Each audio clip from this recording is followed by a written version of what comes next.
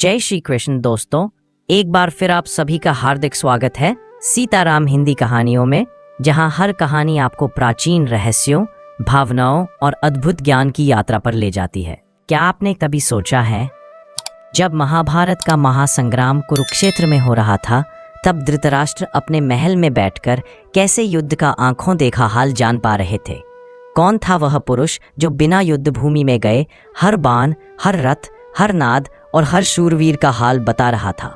वह कोई साधारण व्यक्ति नहीं था, वह था संजय। लेकिन क्या आप जानते हैं कि संजय की दिव्य दृष्टि केवल एक वरदान नहीं, बल्कि एक गूढ़ रहस्य थी, जिसमें छिपी थी वेदों की ऊर्जा, तपस्या का बल और भगवान का आदेश। तो चलिए इस रहस्य को परत दर परत खोलते हैं, एक ऐसी कथा के साथ जिसे आपने शायद पहले कभी इतने विस्तार से ना सुना हो। वीडियो को अंत तक देखिए, क्योंकि अंत में हम बताएंगे वह राज जो जन लेते हैं तो जिंदगी बदल सकती है। अंधे राजा और एक विश्वास पात्र सारथी।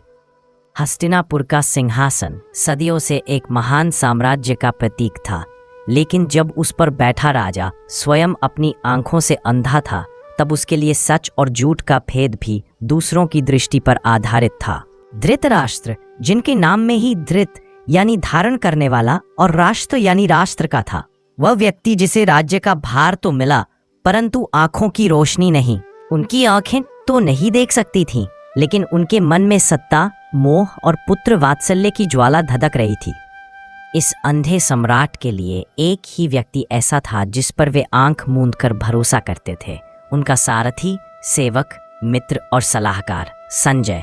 संजय सिर्फ एक मंत्री नहीं था, वह एक तपस्वी की भांति संयमित जीवन जीता था, जिसने सत्य की साधना की थी।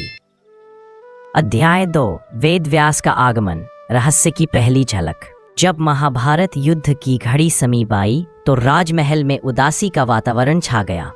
कुरुवंश अपने ही खून से बिखरने जा रहा था। धृतराष्ट्र इस सत्य से विचलित थे। इन्हीं दिनों महर्षि वेदव्यास महल पधारे। उनका तेजस्वी रूप देखकर ही वातावरण पवित्र हो गया। धृतराष्ट्र ने कहा, हे महर्षि, मेरे नेत्र तो जन्म से ही अंधे हैं, मैं अपने पुत्रों को युद्ध करता नहीं देख सकता।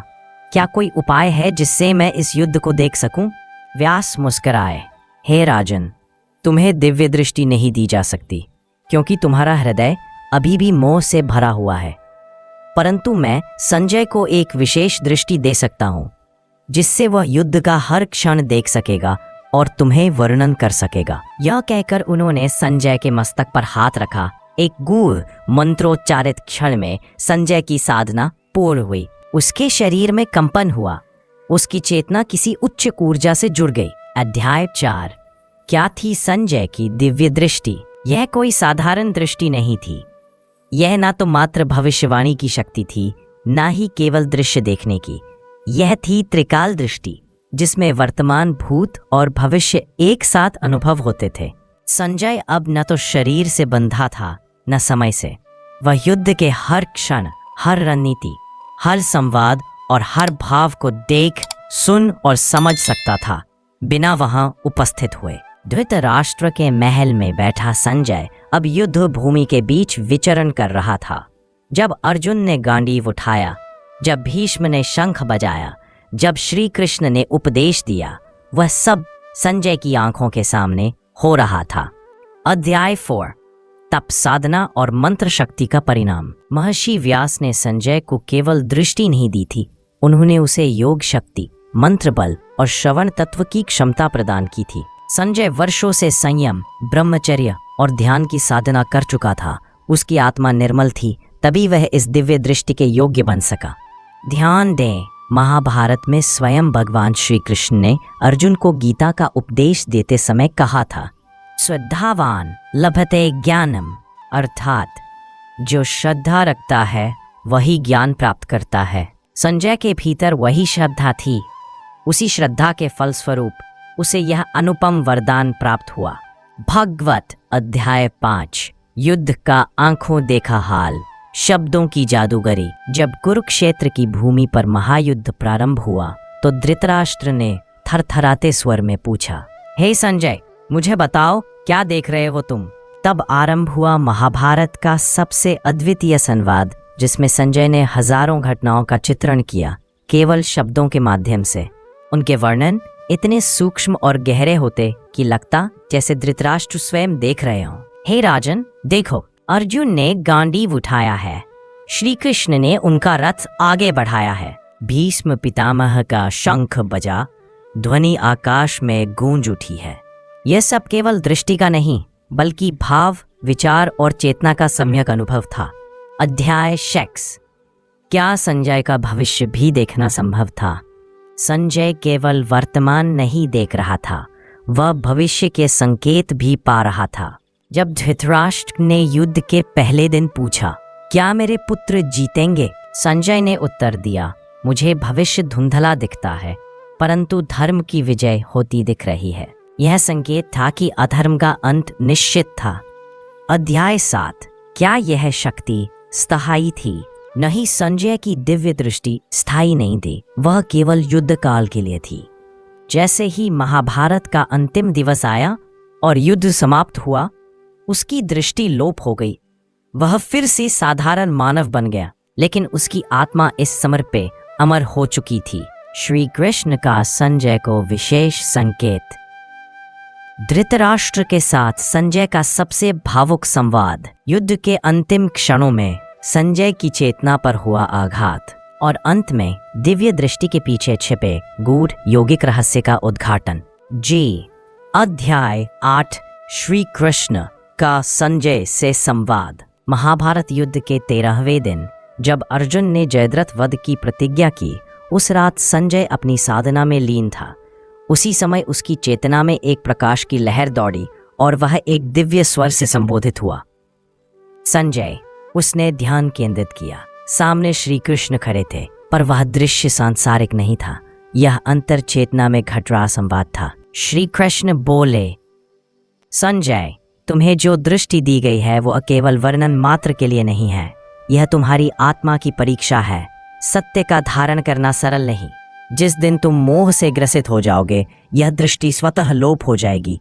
संजय ने हाथ जोड़कर उत्तर दिया, प्रभु, मैं केवल आपके आदेश का पालन करता हूँ, कृपा बनाए रखिए। श्री कृष्ण ने मुस्कुराकर कहा, तुम्हें यह दृष्टि इसलिए मिली है क्योंकि तुमने कभी अन्याय का पक्ष नहीं लिया। सत्य ही तुम्हारा धर्म है। अध्याय 9। धृतराष्ट्र और संजय। टकराते भाव। हर रात जब संजय युद्ध का हान सुनाता, धृतराष्ट्र की आंखों में पीड़ा तो होती, पर वह सत्य को स्वीकार नहीं कर पाते थे। एक रात जब संजय ने कहा, ए राजन, आज भी अर्जुन के बाणों ने कौरव सेना को खंडित किया। धृतराष्ट्र ने क्रोध से कहा, संजय, क्या तुम पांडवों का पक्ष ले रहे हो? संजय शांत स्वर में बोला, नहीं राजन, मैं केवल वह कह रहा हूं जो देख रहा हूं। मेरे लिए ना कोई कौरव है, ना कोई पांडव, केवल धर्म और अधर्म है। धृतराष्ट्र स्तब्ध रह गए। अध्याय 10। अभिमन्यु की मृत्यु। संजय की चेतना हिलती है। जब अभिमन्यु चक्रव्यूह में फंसा, संजय की आंखों के सामने सब स्पष्ट था। अर्जुन युद्धभूमि से दूर थे और अभिमन्यु अकेला था। संजय ने देखा कि 7 महारथी एक साथ एक बालक पर टूट पड़े। वह विचलित हुआ। धृतराष्ट्र से कहते हुए उसकी आवाज डगमगाई, राजन, अभिमन्यु अकेला है और आपके पुत्र उसे घेरकर निर्दयता से प्रहार कर रहे हैं। धृतराष्ट्र बोले, तो क्या वह मर गया? संजय ने सिर झुकाकर कहा, हाँ, अभी अभी उसका शव भूमि पर गिरा है। उस क्षण संजय की चेतना में एक कंपन हुआ। उसे लगा जैसे उसके अंदर की शांति टूट रही हो। वह घंटों मौन हो गया। अध्याय 11। भीष्म का शरशय्या। अनुभूति से परे दृश्य। भीष्म पितामह जब शरों की शैया पर लेटे, संजय ने उन्हें देखा। एक क्षत्रिय जो युद्ध के बीच लेटा हुआ था, किंतु मुख पर तेज था। भीष्म ने श्री कृष्ण से कहा, हे मधुसूदन, यह युद्ध धर्म और अधर्म के बीच है। मैं अब तक तटस्थ रहा, किंतु अब धर्म स्पष्ट है। संजय ने यह संवाद सुना और तुरंत धृतराष्ट्र को बताया, राजन, भीष्म ने अब स्पष्ट कहा है कि धर्म पांडवों के साथ है। धृतराष्ट्र की आंखों से अश्रु बह निकले। वे जानते थे कि भीष्म का सत्य अंतिम होता है। अध्याय 12 कर्ण का वध। संजय की आत्मा कांपती है। कर्ण जब रणभूमि में श्री कृष्ण की रणनीति से पराजित हुआ तो संजय की दृष्टि केवल दृश्य नहीं देख रही थी, वह आत्मा का द्वंद्व भी महसूस कर रही थी। संजय ने देखा कर्ण का रथ धंसा, उसकी ढाल दूर जा चुकी थी और अर्जुन ने गांडीव तान लिया था। कर्ण ने ऊपर देखकर कहा, हे सूर्यदेव, क्या मैं अधर्म का पात्र हूँ? अर्जुन का बाण चला, कर्ण गिर पड़ा। संजय ने धीमे स्वर में कहा, वीरगति को प्राप्त हुआ। धृतराष्ट्र के हाथ कांपने लगे। अध्याय 13 युद्ध का अंतिम दिन। संजय की चेतना टूटती है। जब अश्वत्थामा ने रात्रि में पांडवों के शेष पुत्रों का वध किया तो संजय की चेतना उस क्षण कांप उठी। धर्म की रक्षा के नाम पर यह कैसा अधर्म, यह विचार उसकी अंतरात्मा में उठने लगे। उसने देखा गुरु द्रोण की संतान अब क्रोध से अंधी हो चुकी थी। अग्नि की ज्वाला में केवल प्रतिशोध था। संजय अब दृश्य नहीं देख पा रहा था। उसकी दृष्टि धुंधली हो रही थी। आंखों के सामने बिंदु घूम रहे थे। वह गिर पड़ा। दिव्य दृष्टि अब उसकी चेतना से दूर जा रही थी। अध्याय 14 दिव्य दृष्टि का लोप। अंतिम क्षण। संजय ने अंतिम संवाद कहा, हे राजन, युद्ध समाप्त हो चुका है। अश्वत्थामा द्वारा पांडवों की संतानें भी मार दी गई हैं। शांति अब केवल शवों के बीच है। धृतराष्ट्र मौन रहे। संजय की दृष्टि लुप्त हो चुकी थी। वह एक साधारण मानव बन चुका था, किंतु उसके मन में ज्ञान, वेदना और धर्म की ज्वाला जल रही थी। अध्याय 15 संजय के अंतिम शब्द। संजय अपनी दृष्टि खो चुका था। वह शून्य में बैठा था, न बोल रहा था न सुन रहा था। धृतराष्ट्र ने जब उससे पूछा, अब क्या शेष है संजय? संजय ने बहुत देर बाद उत्तर दिया, राजन, युद्ध नहीं बचा, धर्म बचा है। वो भी शेष कहीं कोनों में तड़प रहा है। जो होना था हो गया। उसकी आवाज में अब वो तेज नहीं था। उसकी आत्मा युद्ध के दृश्य देखकर थक चुकी थी। अध्याय 16 वेदव्यास की पुनः उपस्थिति। उसी रात्रि जब राजमहल गहरी निस्तब्धता में डूबा था, संजय अकेले ध्यानस्थ बैठा था। एक तेज प्रकाश के साथ महर्षि वेदव्यास फिर प्रकट हुए। व्यास ने कहा, संजय, तुमने धर्म के मार्ग पर रहते हुए यह दृष्टि धारण की। अब यह समाप्त हो चुकी है, किंतु तुम जो देख चुके हो वह तुम्हारे भीतर अमर रहेगा। संजय ने सिर झुकाया। गुरुवर, अब मैं क्या करूं? व्यास बोले, तुम अब केवल स्वयं को जानो। दिव्य दृष्टि ने तुम्हें बाहर का संसार दिखाया, अब भीतर का देखो। आत्मदृष्टि में प्रवेश करो। अध्याय 17 दिव्य दृष्टि का गूढ़ रहस्य। दिव्य दृष्टि केवल दृश्य देखने की शक्ति नहीं थी। ये एक उच्च चेतना की स्थिति थी जिसे केवल साधना, संयम और सत्य की धारणा से पाया जा सकता है। संजय की दृष्टि एक माध्यम बनी। श्री कृष्ण की माया, वेदव्यास की कृपा, तप और धर्म की नींव पर खड़ी दिव्यता। इस दृष्टि के माध्यम से समय, स्थान और मन की सीमाएं टूटती हैं। यह योग दृष्टि कहलाती है। संजय इसका पात्र इसलिए बना क्योंकि वह तटस्थ था, ना मोह में था ना लोभ में। बस। अध्याय 18 संजय की अंतर्ध्यान यात्रा। वेद व्यास के आदेश के बाद संजय ने राजकार्य त्याग दिया। वह गंगा तट पर एक गुफा में रहने चला गया। वह वहां वर्षों मौन साधना में लीन रहा। उसका लक्ष्य अब आत्मा को देखना था। जो उसने दूसरों में देखा अब स्वयं में पाना था। एक अध्याय 26 मौन में प्रकट हुआ अंतिम प्रकाश। एक दिन ध्यान की गहराई में संजय ने एक अद्भुत दृश्य देखा। श्री कृष्ण खड़े थे। उनके पीछे गीता के श्लोकों की ध्वनि थी। भीष्म, कर्ण, अर्जुन सभी क्षत्रिय एक तेज से बने थे। श्री कृष्ण बोले, जो युद्ध तुमने देखा वह केवल भूमि का युद्ध नहीं था, यह आत्मा और अज्ञान का संग्राम था। तुम उसका साक्षी बने। तुम्हारी दृष्टि अब परम दृष्टि हो चुकी है। संजय ने आंखें खोली, परंतु अब उसमें कोई भौतिक चेतना नहीं थी। वह समाधि की ओर जा चुका था। देवी तुभाए। कई वर्षों बाद जब कुछ ऋषियों ने उस गुफा का द्वार खोला तो उन्होंने वहां एक शांत तपस्वी का शव पाया। मुख पर एक शांति थी, जैसे वर्षों से कुछ कहना चाहता था और कह चुका था।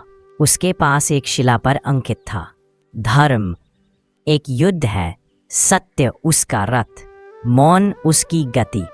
संजय अब नहीं था, किंतु उसकी दृष्टि धर्म और सत्य की प्रतीक बन चुकी थी। जो उसने देखा वही आगे महाभारत का मूल आधार बना। अगर आपको ये कहानी पसंद आई हो तो वीडियो को लाइक जरूर करें, दी अपने विचार कमेंट में बताएं वो, और सीताराम हिंदी कहानियां चैनल को अभी सब्सक्राइब करें ताकि आप ऐसी ही और भी गूढ़, अद्भुत और रहस्यमयी कहानियां सबसे पहले देख सकें। सीताराम हिंदी कहानियां, जहां धर्म, इतिहास और आत्मा की गहराइयों को जीवंत किया जाता है।